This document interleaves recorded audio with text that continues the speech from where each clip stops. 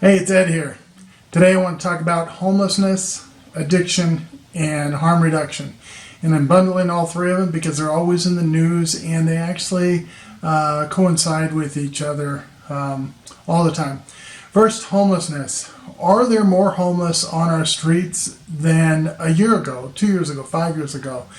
The answer is barely. And when I say barely, there's 1,800 more homeless on the streets in the United States than there were 1 year ago.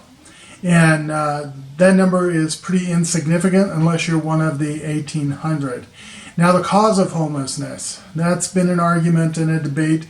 And when you read the reports, they say that the cause of homelessness primarily because of job loss or lack of income and lack of affordable housing. So, lack of affordable housing and job loss.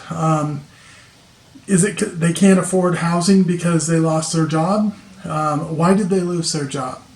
I think when you dig a little deeper, which I have done many times, talking with people who are both homeless and struggling with addiction, and you find out they've been struggling with addiction for a long time. And when you get an addict in a workplace, they struggle to make it to work on time. They're more focused on getting high than doing their job. So of course they're going to lose their job. Maybe they just don't even show up. They slept in. And so was that what causing their homelessness? And then, and why are we calling it homelessness when it's really just an addiction problem?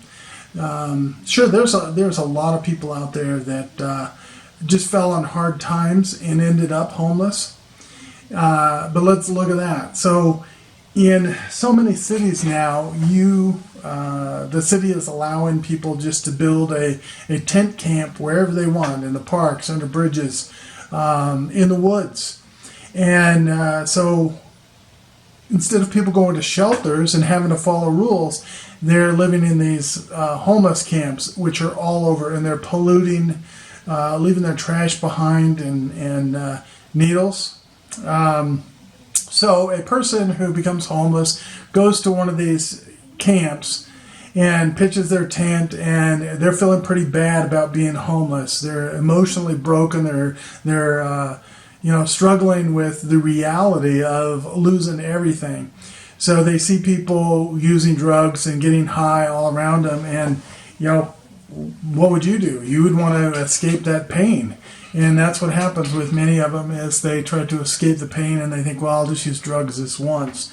Well, that once, becomes twice, 10 times, etc. Now they are an addict.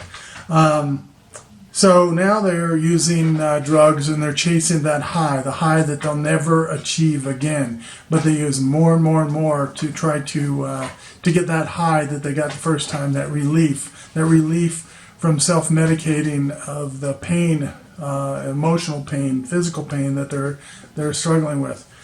Now they're using needles. So now we've started these needle exchange and safe injection sites. So what does that do? A lot of people say that these safe injection sites are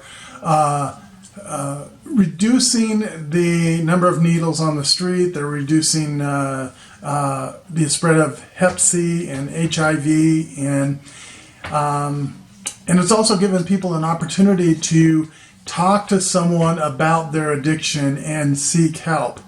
Well, I tell you, an addict going to get a needle to inject, the only thing that's on their mind is getting high.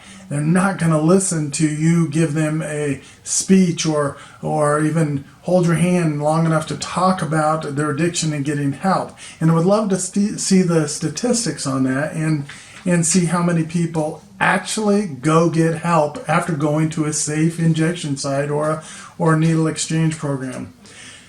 The head of Department of Health and Services, or whatever it's called, in San Francisco said that there's studies showing that this reduces the number of needles, dirty needles, left on the streets and in our communities.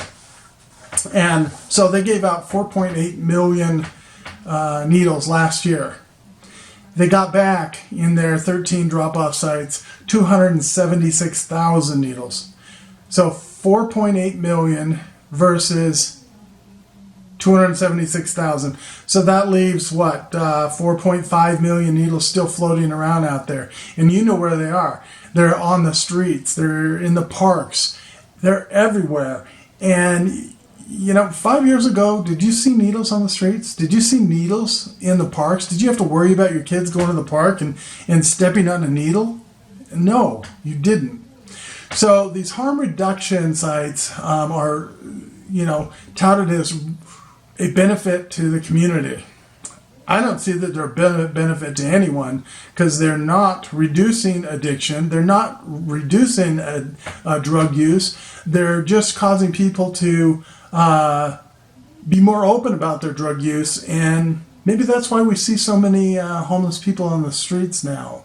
You know, we're letting people camp out. We're giving them free needles, safe injection sites. Sounds like we're enabling this behavior. Instead of giving them a hand up, we're just continuing to give them handouts.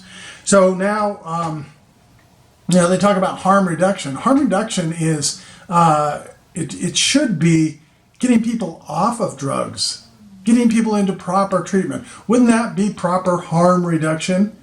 Stop people from harming themselves with drugs, but instead we're just giving them needles.